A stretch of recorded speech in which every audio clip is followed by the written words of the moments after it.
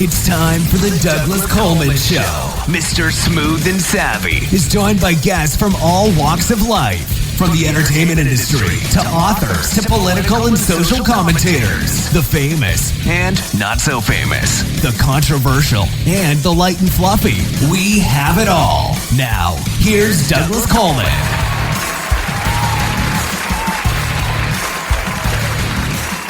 Howdy, howdy, ho.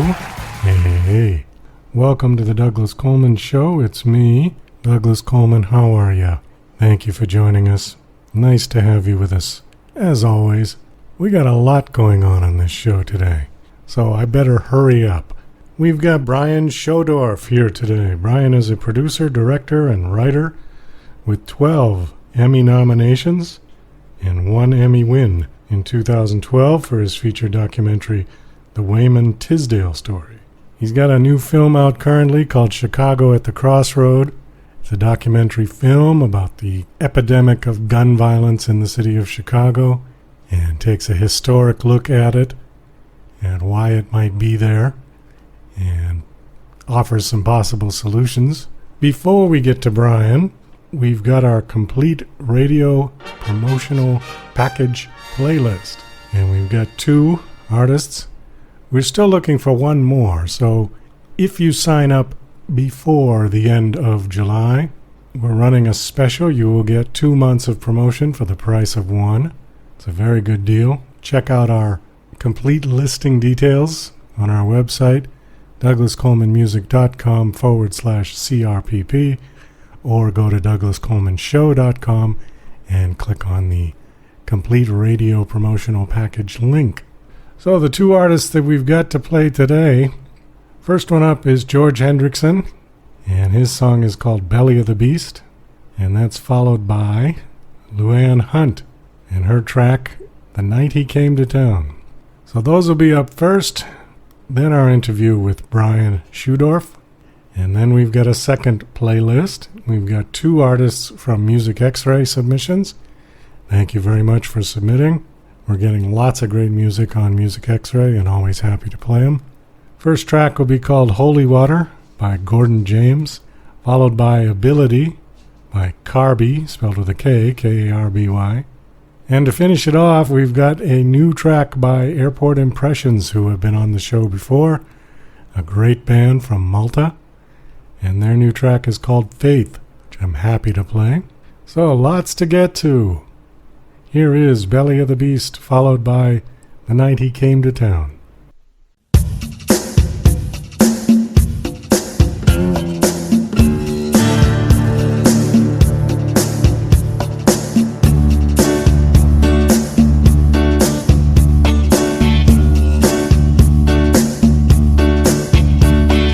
God, I'm glad I found you. Must have been a grounder. You're looking like an ostrich. How much did it cost you? Locked in the belly of the beast and going away. If your nights are longer, family never calls you. Must have been your order. God, you're getting older. Locked in the belly of the beast, going away. In the belly of the beast, the time is too late. The longer that you hold out, further you will drift down. When you turn that corner, man, the world's your oyster. Locked in the belly of the beast, going your way.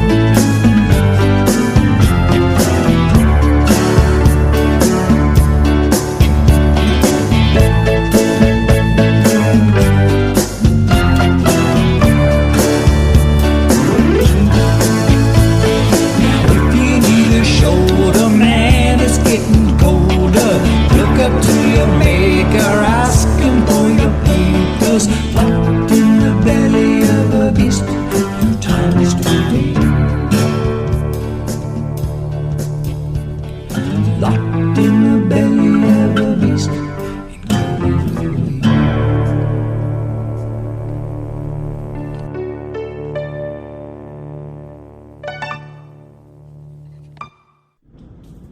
The clock struck 12 in the pale moonlight.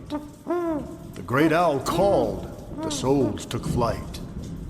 The lost walked on into the night to search for light of day.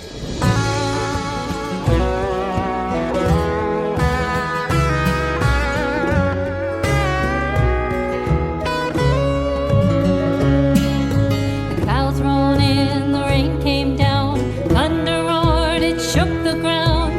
Dead men rose from all around, the night he came to town. His hair was dark, his eyes were too. He said, now I've been sent for you. It's not as though I wanted to, but the rain's been red too long. Your mother stood, your mothers cried, your fathers watched their children die. The earth was scorched as mankind tried to do itself away.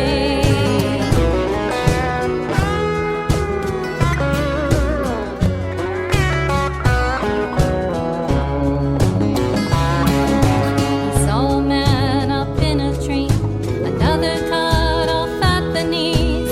Others ran and tried to flee, they scattered all around.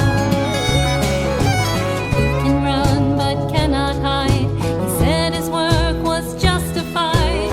Old men roared and women cried for all they had become. Your mother stood, your mothers cried, your fathers watched their children die. The earth was scorched as mankind tried to do itself away.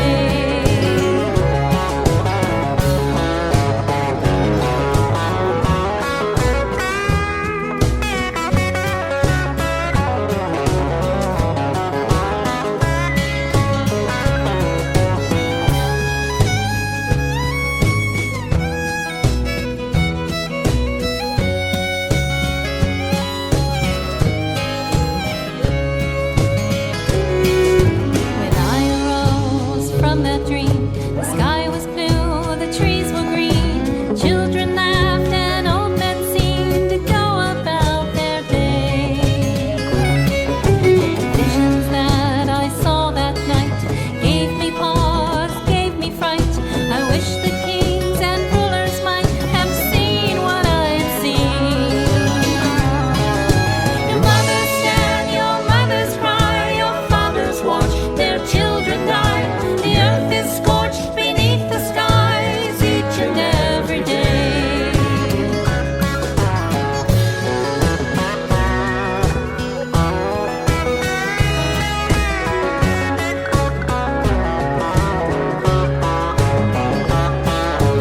There's no prize out there to win, just what is lost from deep within.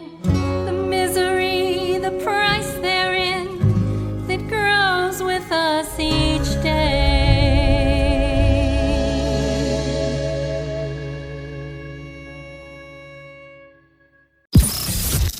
You're listening to Mr. Smooth and Savvy right here on The Douglas Coleman Show. We'll be right back after these commercial messages.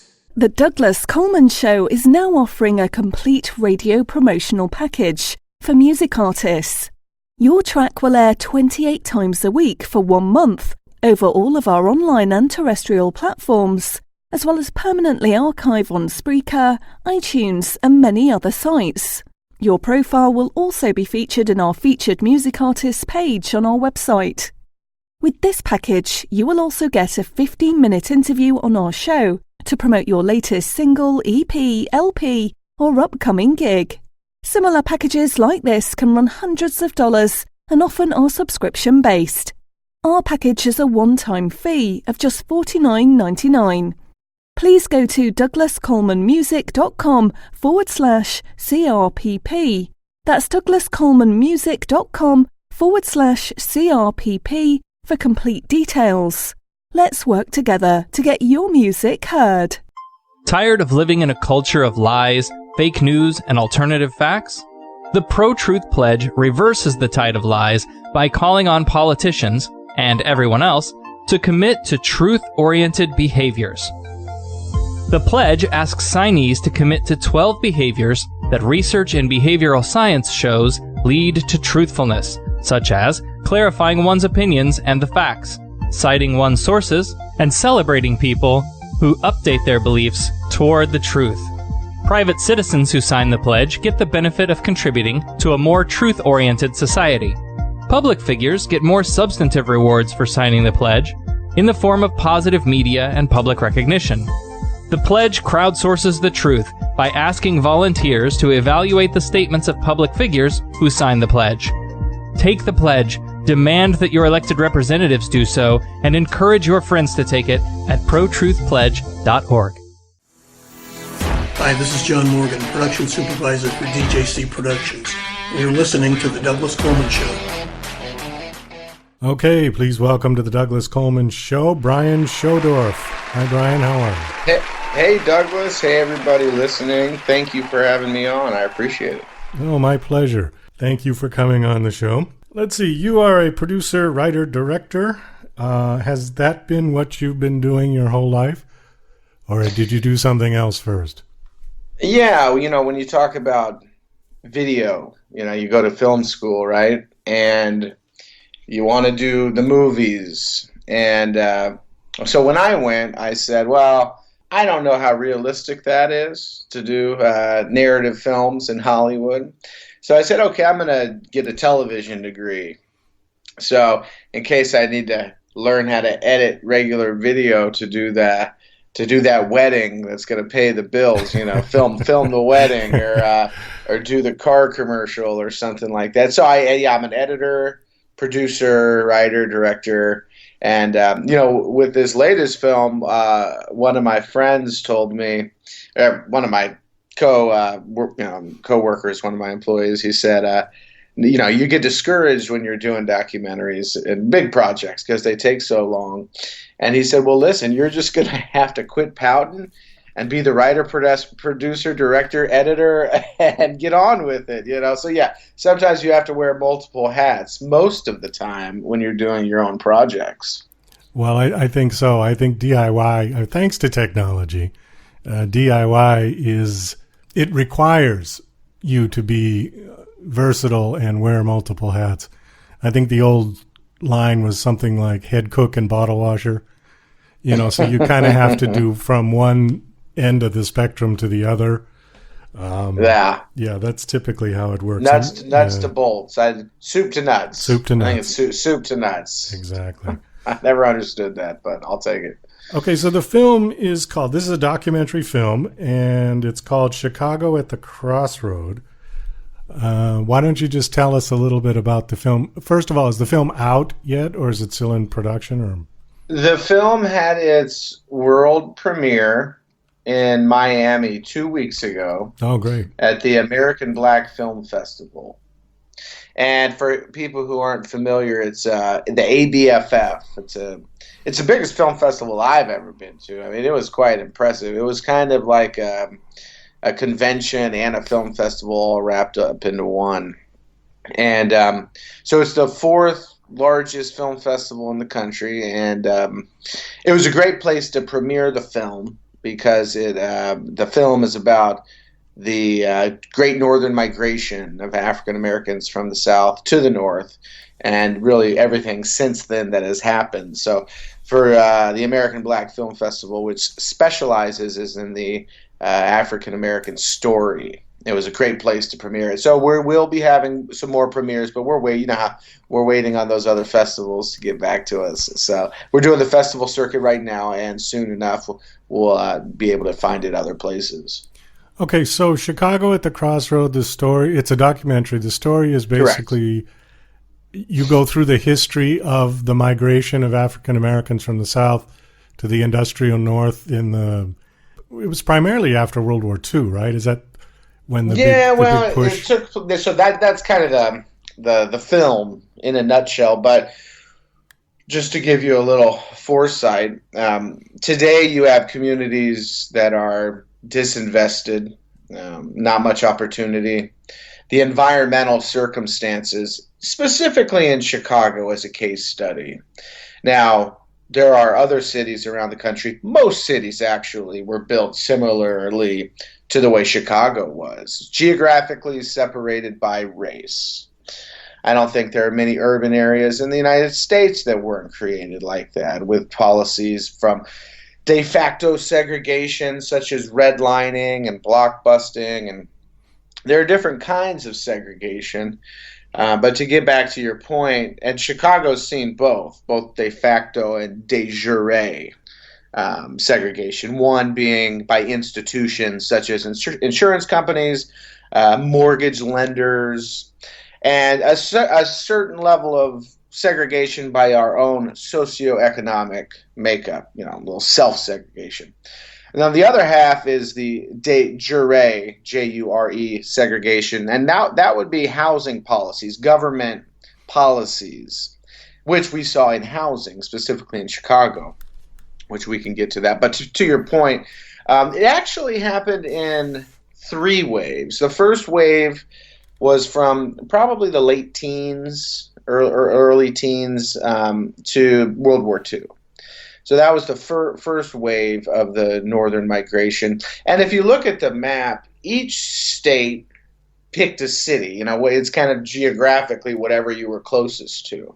So if you look at the Mississippis and the Tennessees, they came to Chicago. Now, if you were in Louisiana, you might have gone west. You may have ended up in Los Angeles or Houston. Now, if you were in Alabama, you might have ended up in Detroit. So that was the big cities, the cities, Memphis and Montgomery, of the influx of people. But you still had the rural African Americans who were really still being affected by the Jim Crow sharecropping laws. So then you had World War II, which really broke it up. And the second portion of the Great Migration was really from the 50s to the 70s, and that was more a rural, industrialized migration of people in some of the counties and towns that were still doing a lot of the yard farm work, a lot of the sharecropping laws, which you can argue when slavery actually ended, but and then so that migration was with a lot of children, because you needed a lot of children to work the fields at that time, because they hadn't really manufacturized everything yet. So people were still out there doing what they had to do. Okay. So you cover that in the film, and then you also cover the problems in Chicago's inner cities, crime, shooting, murders, gangs. So really we wanted to put into perspective why the murders are why murders happen in our city, specifically in our communities of African American and Hispanic. Where we see the most violence among our people, at least in Chicago. Now, we wanted to put things into perspective as far as why that is, because most people don't really understand it. They think, well, it's just gang members killing each other, right? Well, okay, fine.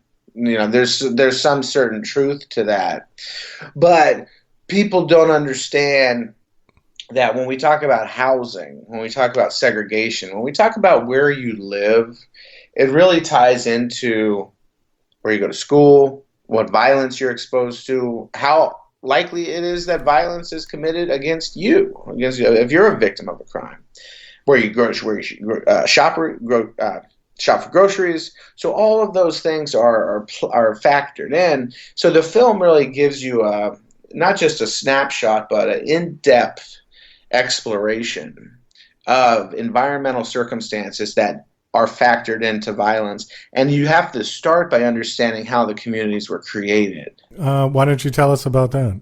Give us a little insight on that. Yeah, as we talked about briefly, so the first northern migration was urban communities coming to Chicago. And they were looking for the jobs, the good industrialized jobs, whether it was in the steel mills, the furniture manufacturers, or the hog butcher of the world. Some of the different oh boy, the Jungle. If you remember the Jungle, talking about the cattle yards and the stockyards. That's what I'm trying to think of. Okay. The stockyards, of course. How can you let that slip? So they came here for jobs, but what they realized is that it was a segregated place. So the African Americans were forced into the south side of the city, which was known as the Black Belt, and this Black Belt started to expand and expand and expand until but there was nowhere else to go. So it was 4 times the population of other communities in the city. And obviously the African American workers made less, and all of the housing issues that brought Martin Luther King to Chicago in 1968 for the fair housing movement. So you had these conditions, and obviously everybody knows that's not going to last. So we have the New Deal, and part of the New Deal after World War II was, hey, we won the war building bombers and tanks.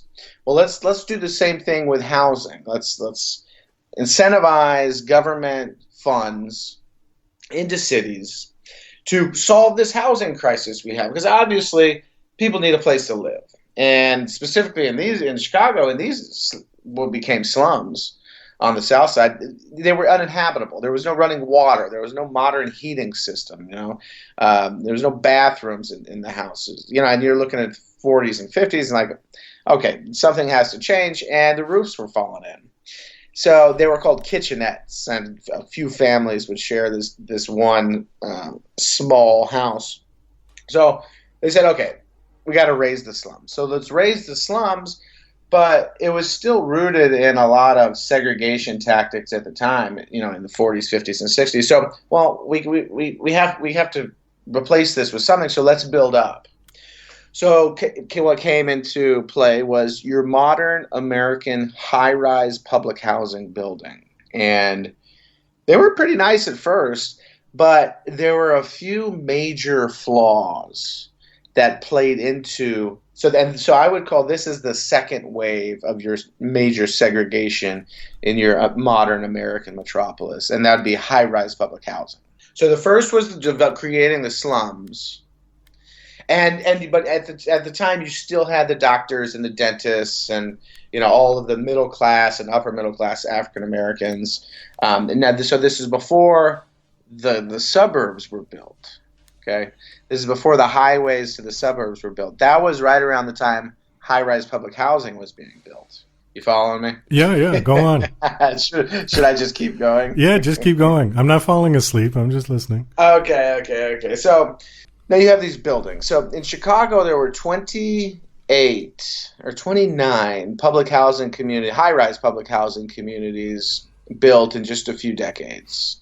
So now here's how public housing worked in the United States. And this was all over the country. I mean, if you think Chicago was the only place with high-rise public housing, warehouses essentially. And there were mixed race at the beginning. There were some areas where you would have strictly a black high-rise public housing, and you might have a German or European public housing unit. But here's how it worked. The buildings were funded through tenant income. So the United States government would subsidize a portion of it, and a local housing authority would manage them. So the federal government would pay to build them, and then your local housing authority would manage them. In this case, the Chicago Housing Authority. So the income to maintain the buildings was provided by a portion of tenant wages. So as we saw in the 60s and the 70s, now this is the major flaw number one, as the jobs began to leave northern cities in the Rust Belt to go to southern cities that were not unionized, and we've even seen jobs go further now into Mexico, right? Without the unions today. So the income to maintain those buildings began to plummet. So now the money to maintain those buildings is drying up. And they were already subsidized quite a bit. The second flaw in high-rise public housing was that they were created for families with children, large families with 3, 4, 5, 6 children, because they made 3, 4, and 5 bedroom apartments. So in any circumstance, buildings with that many children never could withstand the wear and tear of the kids running up and down, pushing all the buttons on the elevator, knocking all the light bulbs out, or so on and so forth. The third problem was, and this is equally welfare policy. So, and the welfare authority will deny that this is accurate. But it incentivized the father from moving out of the buildings. If you were receiving funding from the government, there could not be a father in the household. And I think that's exaggerated a little bit. What I think the real story is you received more benefits if the father wasn't around. I've heard that from several people that I've interviewed. Do you know who Jesse Lee Peterson is? I don't. Okay.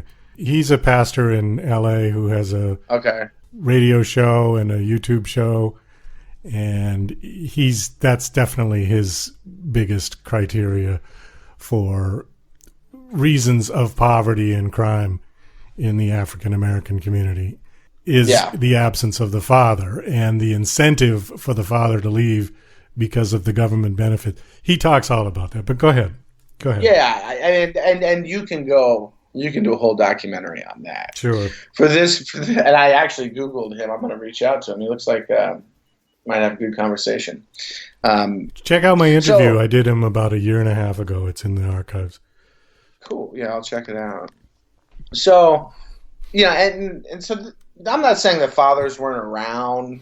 They were still around, but as one of our interviewers in the documentary said, they were marginalized, in a society when your value is determined by what you bring in. Right. So those are three. Okay, those are three flaws. Another one is the elevators. Many of the buildings were built with external elevators, meaning they're not exactly enclosed from the elements. So you walk in to an open foyer, if you will, and the elevator is right there. So it's exposed to the snow and the rain, and so the elevators broke. They couldn't withstand so many people, the elements of the weather, so many kids running on them. So you put all that together, and as we saw, really inner cities being emptied out in the 70s and 80s. As the warehouses closed down, the manufacturing jobs were eliminated. You really saw an emptying out, but in one of the interviews we talked about it, that it was deserted. People were deserted in inner cities. You remember Chicago, and even if you just remember it from the movies in the 70s and 80s, there wasn't anything going on downtown after 6 o'clock, after everybody left, So you had these communities where you created environments where you're left with the poorest of the poor in the United States. At one point in time, there's a census tract, or it's actually a few census tracts in Chicago, but it runs from 22nd Street, which is Cermak, all the way to 55th Street. So that's 38, that's 27 consecutive blocks, and it was all public housing.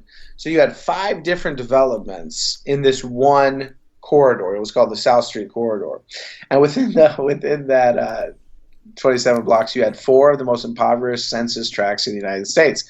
4 out of the top 10 most impoverished census tracts in the United States. I mean, it's a modern monument to public policy and segregation policy gone wrong. So fast forward, 20 years, all the buildings are gone. Just a debacle by not just the Federal Housing Authority, but the Chicago Housing Authority, that that basically eliminated these buildings for places for people to live, a problem which they created. Now, you eliminate the buildings, and this is the third form of segregation that we've seen in Chicago. You are displacing the residents all over the city. The poorest people left, who couldn't have left. They had nowhere to go, no way to get out. Now you displace them all over into these 8 or 9, 10 different pockets in the city of Chicago, who were already struggling, and that's what you have today. There was a resegregation of people, and this one is called the Housing Choice Voucher, Section 8. So public housing is really over in the United States. There's not much left. They went towards the Section 8 route. And should government really be paying and building housing and apartments and different things like that for people to live? Maybe not. Maybe they shouldn't have got involved with it in the first place. But that's the road we went down, and that's why you're seeing these communities today. I think it depends who you ask these days, because I've heard that touted from the progressive left, people like Bernie Sanders and AOC, who talk about free housing for everybody. And I just cringe when I hear it, because if the example of that is going to be the public housing fiasco that's happened in this country, like you just mentioned, and they want that on a national scale for everyone, can you imagine? Well, look at Puerto Rico. Yeah. Look at Puerto Rico. All of their housing is subsidized. If you go to Puerto Rico, and even the locals will tell you, people are lazy. And that's not a jab at Puerto Rico or Puerto Ricans, but when you go there, that's what they say. Yeah, I mean, we're subsidized. We're good. Everybody gets free housing. So they have public housing there. It's not as disorganized. It didn't go down the same rabbit hole that ours did. And if you look at New York's public housing didn't, for the most part, it didn't just become uninhabitable like Chicago's. But I'm just like the documentary is a subjective take. I realize, me and Africa, we realize that we only have the ability to tell the stories of the people who have been through all of these issues. At the end of the day, I'm just the documentary guy, and I hope that the real decision makers can come together and figure something out. But to your point, I'm not sure what the solution would be. Well, that's the next question I was going to ask you. Is there a message to this film? Yeah, so we've talked a lot about the housing here. But at the end of the film, we have a young man who ends up going through the criminal justice system. We followed him for a couple years. And he comes out the other side and finds a community-based program that starts to turn the tide on his opportunities. Does he get clogged up in the penitentiary system? As we know, here's an example. As we know, Malcolm Gladwell just did a piece on this. It is cheaper to rehabilitate and solve homelessness than to just deal with the symptoms of homelessness. And the same thing goes for violence. The city of Chicago spends $2.5 billion a year. And the budget's only $8 billion for the city. But the city of Chicago spends $2.5 billion a year just dealing with the symptoms of homelessness. That's the police overtime. Of violence. That's the police overtime. That's the hospital. That's the insurance. That's the rehabilitation. Not including the outward migration of your tax base, because people are simply leaving Chicago. And crime is one of the big reasons. So to do that, to really combat these murders and this crime, which averages out to be about 650 a year for the last 60 years, a total of 39,000 murders. Wow. Crazy numbers. You have to invest in these communities, and it's only 8 or 9 of them that are the hardest hit by the violence and the disinvestment. So the most impoverished areas in Chicago. And that would be about $1 billion. So what does that entail? Well, it really has to come from the people on the ground, the community organizations who are going to do a few things. One, rehabilitate and provide PTSD counseling, so trauma counseling. Because, say you have 50 shootings a week, that's a lot of families, that's a lot of households, that's a lot of people being affected who are at some point in time going to be looking for some retaliation. So you have to get to them first. You have to have PTSD counseling. You have to have some kind of mentorship, some kind of job training, so a craft, a skill. And then the families. I mean, you have to provide, because these public housing was a social service rich environment. You could get everything there. Everything was provided to you. It came to you. Now people are in these communities without the basic social services they need most times. And I certainly am not saying that socialism is the example, but at some point in time we have to get these murders down, and that's one of the only ways to do it. Well, I think that there is a necessity to bring the father back into the family. I think that was one of the worst mistakes that they made. For no particular reason other than, well, it depends where you want to go with that argument, because I've heard that, it was easier to control the women and children with the men not being in the family. Sure. So, if you can... You're right. You can go a million different different ways. With that one. But I think there is a reality to if you look at the steps, if you look at the statistics. I just talked to a guy last night who was, or is, he was the National Big Brother, got the National Big Brother Award. He met with Bill Clinton when Clinton was president.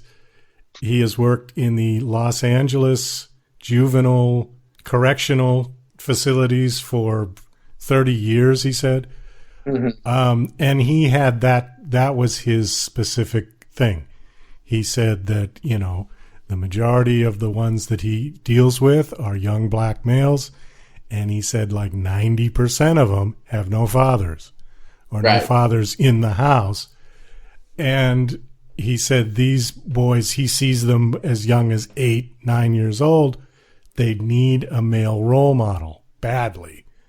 Mm-hmm. And the only ones that they can get often are older gang members.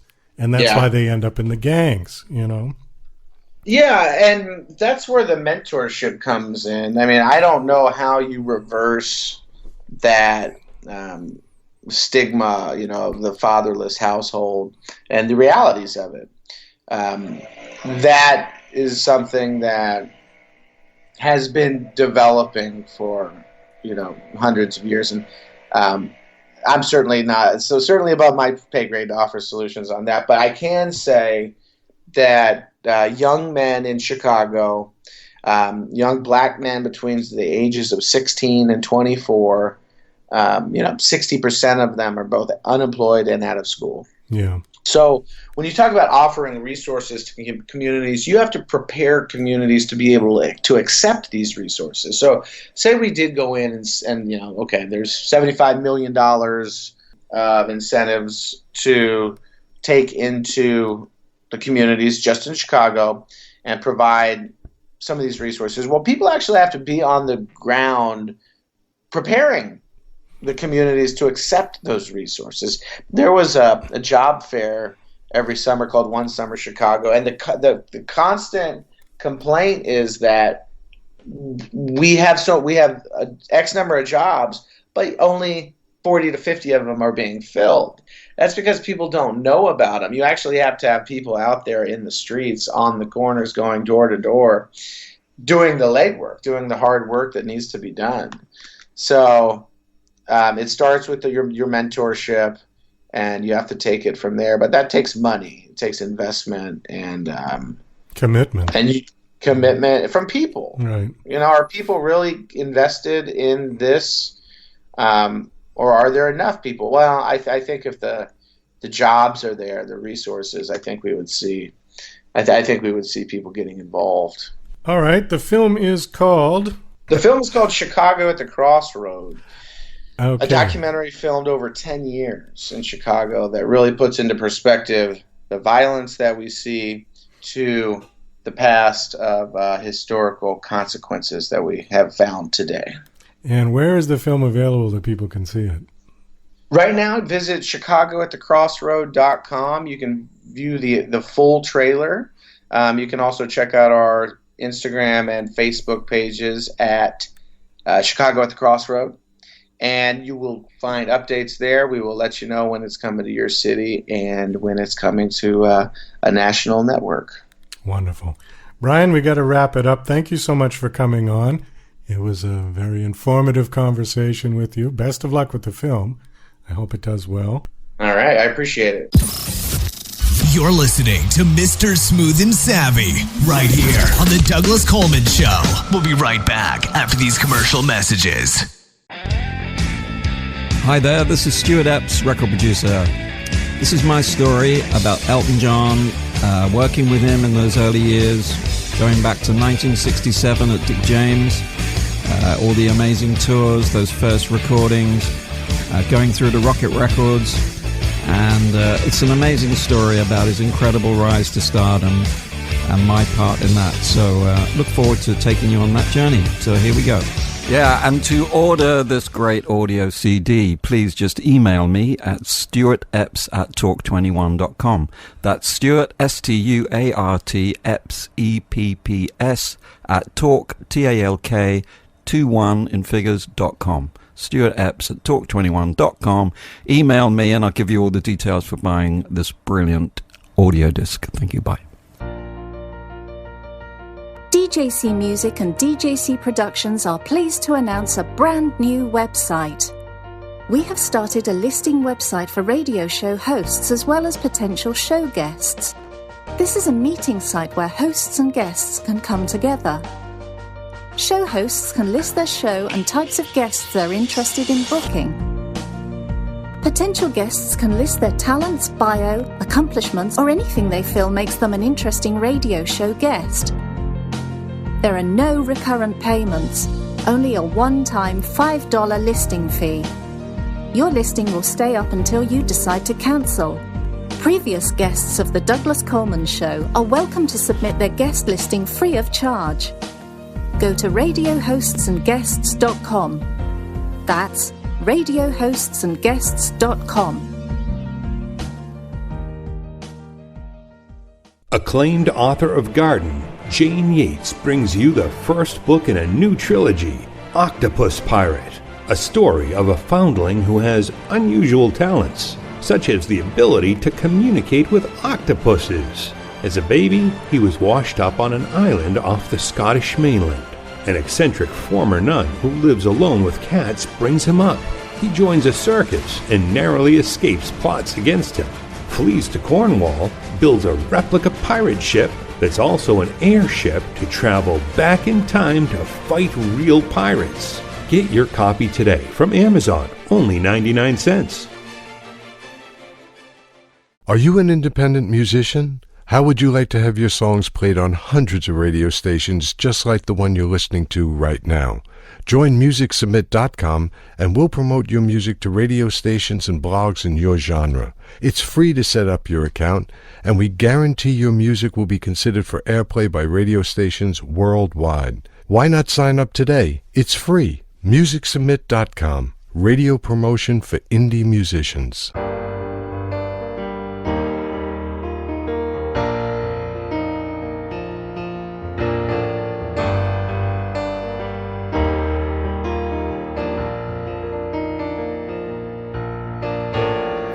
Keep crawling back to the temples of your heart, baby. Your confusion's my soul's illusion that our love made, yeah. But you're an addiction, a chain that I cling to, as if my pain will make you love me in vain. But oh, holy water, drown me in your spring. Rid me of the demons and memories our past would always bring. But the wine of her shrine has made me drunk so many times. Oh, but I need your holy water to save me from my mind, from my mind.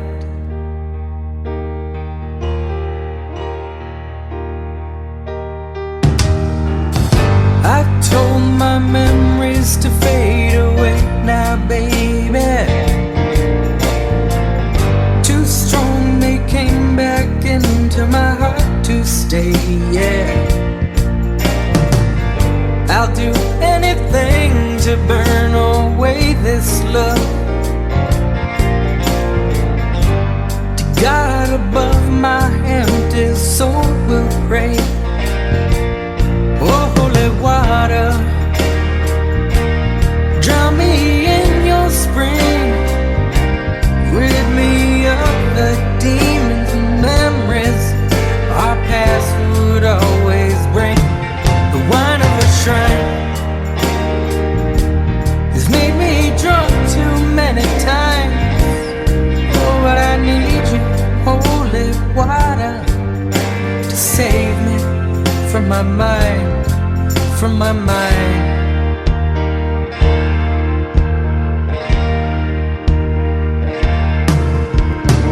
If the good die young, I got eternity to wash away this pain, yeah, to wash away this pain. If you come back, I will fall again into the sanctity of your love's reign. Oh, holy water, drown me in your spring. Rid me of the demons and memories our past would always bring. And the wine of the shrine has made me drunk so many times. Oh, but I need you, holy water, to save me from my mind. Oh, holy water, drown me in your spring. Rid me of the demons and memories our past would always bring. And the wine of the shrine made me drunk so many times. Oh, but I need you, holy water, to save me from my mind. Oh, holy water, drown me in your spring. Rid me of the demons and memories our past would always bring. And the wine of the shrine has made me drunk so many times. Oh, but I need you, holy water, to save me from my mind, from my mind.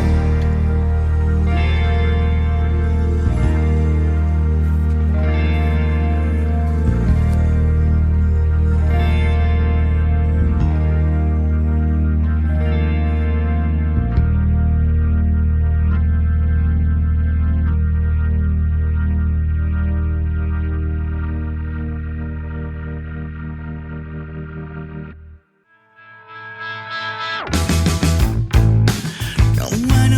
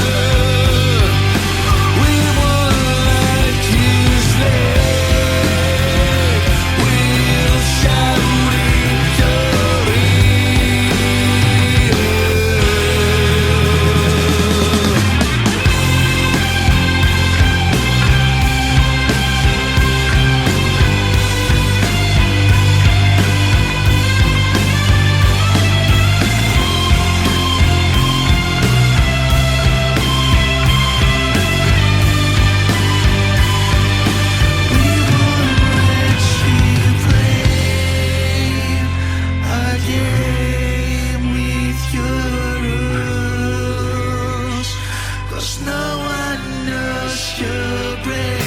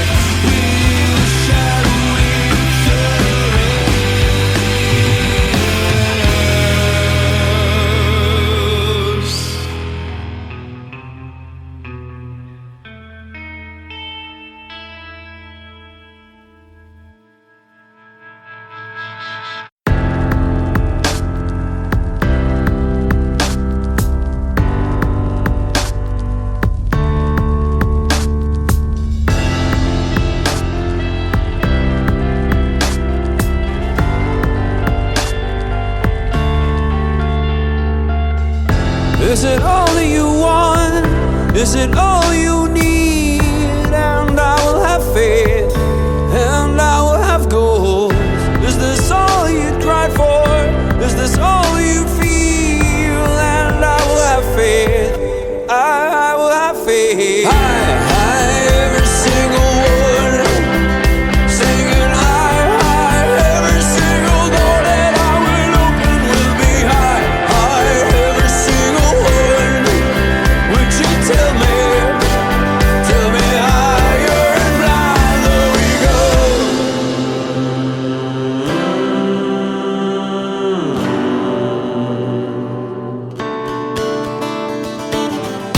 And if something you cross, when I wanna believe, when the world will have faith, if the world will have soul, when the spark in your eyes, and I hope for your dreams, then I will have faith, still I will have faith.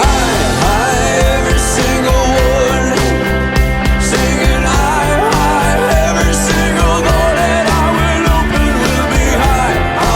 Every single word, would you tell me higher and blinder we go.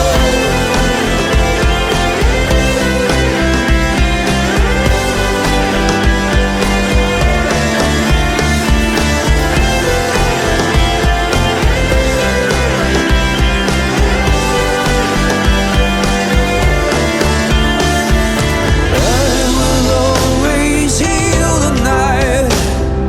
I will always heal if you are right here by my side. I will always feel the fire if you go.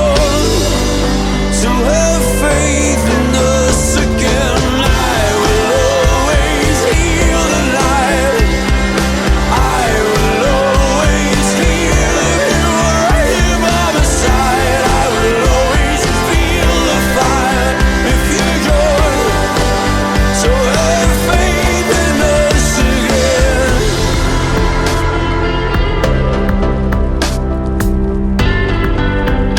Have faith in us again.